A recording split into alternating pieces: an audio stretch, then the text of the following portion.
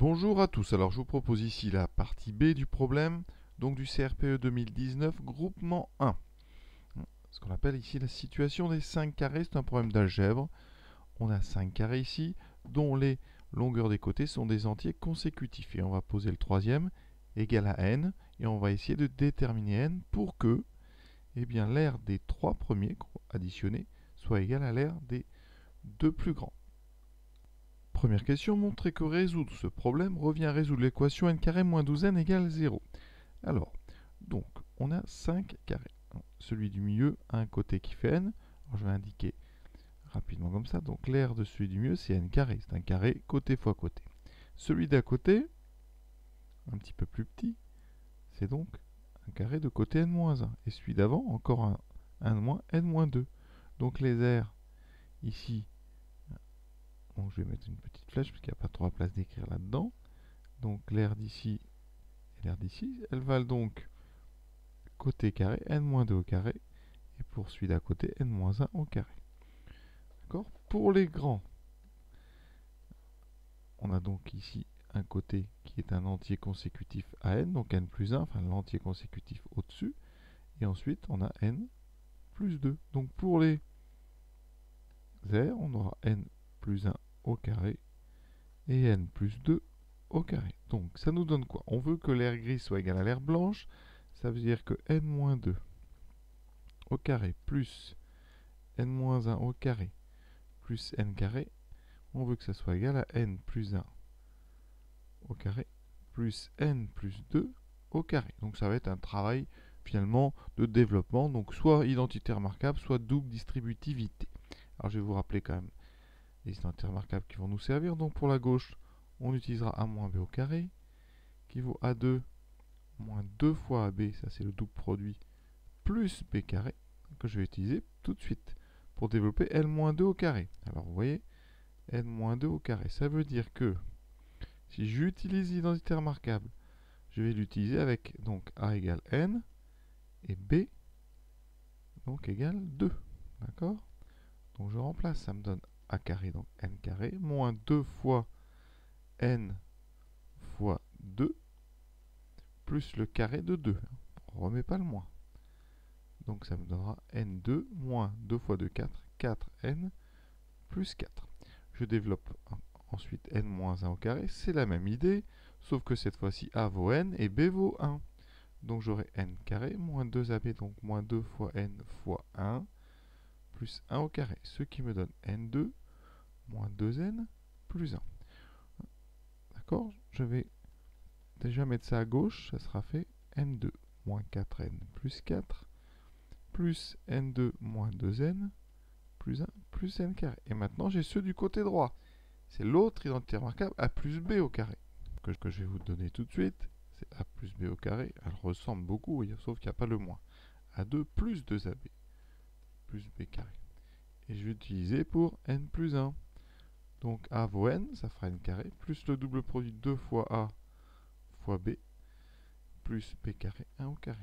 Ça me donne n2 plus 2 fois n plus 1. Je fais pareil avec n plus 2 au carré. Donc n carré plus 2 fois n fois cette fois-ci 2 plus 2 au carré. Donc n carré plus 2 fois 2, 4n plus 4. Donc je mets tout ça à droite. J'ai donc n2 plus 2n plus 1 plus n2 plus 4n plus 4.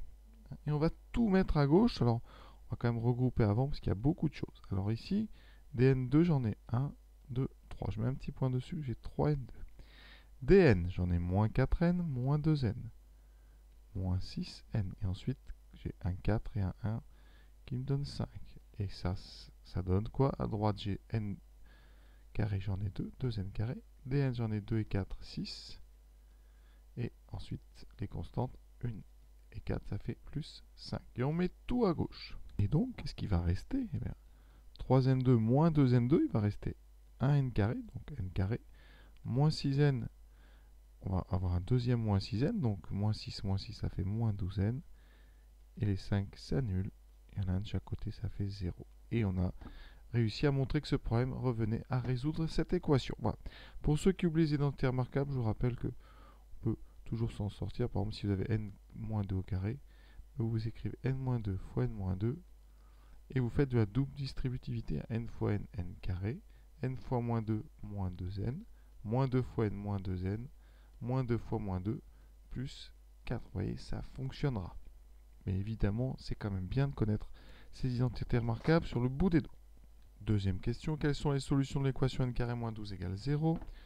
Alors pour résoudre cette équation, il va falloir factoriser, parce que c'est une équation du second degré. Il y a n qui apparaît deux fois. Donc ici, pour ça, donc, par équivalence, on va factoriser. Donc ici, je factorise par n, ça fait n fois n carré moins 12 égale 0. Et maintenant, j'ai un produit qui vaut 0. Et j'utilise la propriété un produit est nul si et seulement si l'un des facteurs est nul. Donc là, ça équivaut à n égale 0 ou le deuxième facteur n-12 égale 0. J'ai donc deux solutions puisque je procède par équivalence n égale 0 ou n égale 12. D'accord? Donc l'ensemble des solutions, c'est l'ensemble 0, 12. Et on a justifié en rédigeant ça correctement. Troisième, ces solutions peuvent-elles être retenues pour le problème de la situation de 5 carré? Eh bien non. Pourquoi? Si n est égal à 0, alors qu'est-ce qui se passerait pour les deux petits carrés? Ça veut dire que on aurait n-1 qui serait égal à moins 1. Déjà, on aurait pour n égale 0 un carré de côté 0, mais ça n'a pas l'air interdit. Par contre, on aurait n-1 égale moins 1, donc impossible. Parce que n-1 est une longueur de côté. Donc ça ne peut pas être égal à moins 1. Donc forcément, donc n égale 0 n'est pas retenu. Par contre, n égale 12 est retenu. Parce que cela donne comme longueur de côté. Donc celui du milieu c'est 7. Pardon, c'est 12. Je sais pas pourquoi je dis 7. C'est 12. Les deux plus gros c'est 13 et 14. Et les deux petits c'est donc 10 et 11. Et vous voyez sur la calculatrice ça marche. 10 carré plus 11 carré plus 12 carré, ça fait bien 13 au carré plus 14 au carré. Dernière question de cette partie B, réaliser une figure à l'échelle 1/5. Donc il va falloir tout simplement échelle 1/5, ça veut dire que les longueurs du dessin vont être 5 fois plus petites que les vraies. Donc les longueurs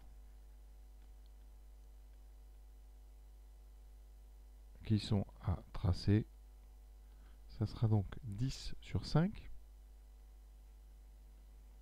11 sur 5, 12 sur 5, 13 sur 5 et 14 sur 5. Alors ici, c'est sur 5, ça va donc être des nombres assez simples, ça va être des nombres décimaux. Alors pour les avoir, si vous voulez, on va multiplier par tout. Qu'est-ce qu'on peut faire? On peut multiplier par 2 pour avoir une idée un petit peu. Donc ça, 10 sur 5, bon ça fait 2, pas de souci. 11 sur 5, ça fait 22 sur 10, donc ça fait 2,2.